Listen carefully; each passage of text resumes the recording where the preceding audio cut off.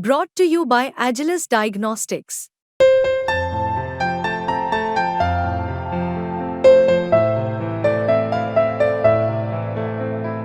Agilus Diagnostics.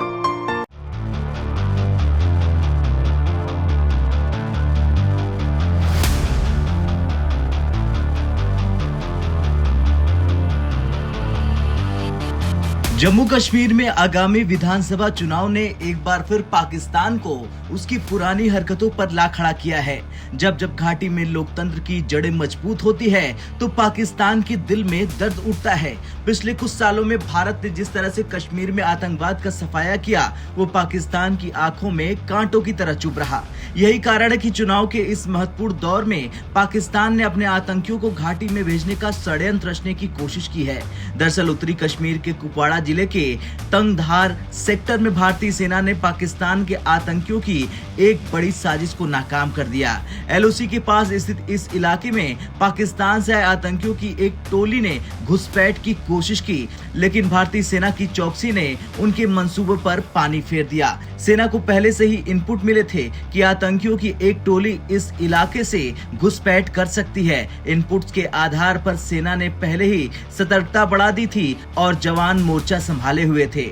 रात के अंधेरे में खुशहाल पोस्ट के पास संदिग्ध गतिविधियां देखने को मिली। जैसे ही जवानों ने इन संदिग्धों को ललकारा, दूसरी तरफ से फायरिंग शुरू हो गई। ये फायरिंग इस बात का संकेत था कि आतंकी किसी बड़ी साजिश को अंजाम देने के फिराक में थे।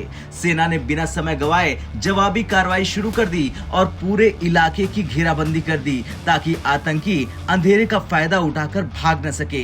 इस मुठभेड़ के पीछे पाकिस्तान की मंशा साफ है, कश्मीर में चुनाव प्रक्रिया को विफल करना और वहां के माहौल को खराब करना। लेकिन शायद पाकिस्तान ये भूल गया है कि ये 90 का दशक नहीं है जब उसके भेजे हुए आतंकी आसानी से घाटी में घुस जाते हैं और आतंक मचाते थे।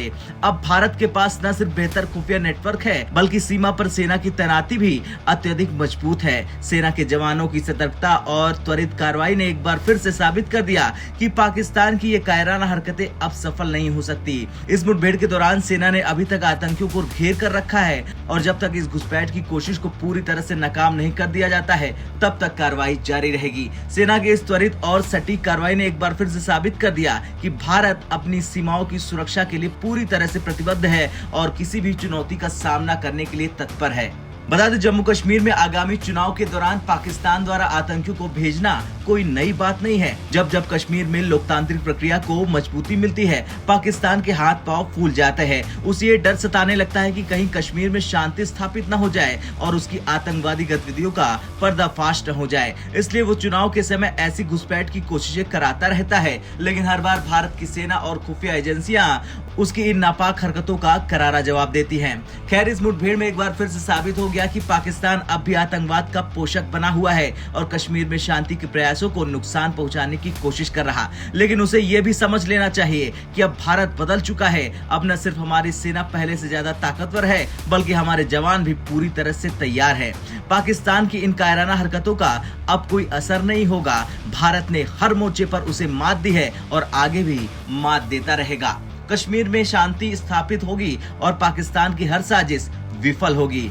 अब आपका क्या कुछ कहना है? अगर ये आतंकी दिखते हैं तो उनके साथ सेना को किस तरह का सलूक करना चाहिए? कमेंट कर जरूर बताएं। ब्यूरो रिपोर्ट, भारत तक।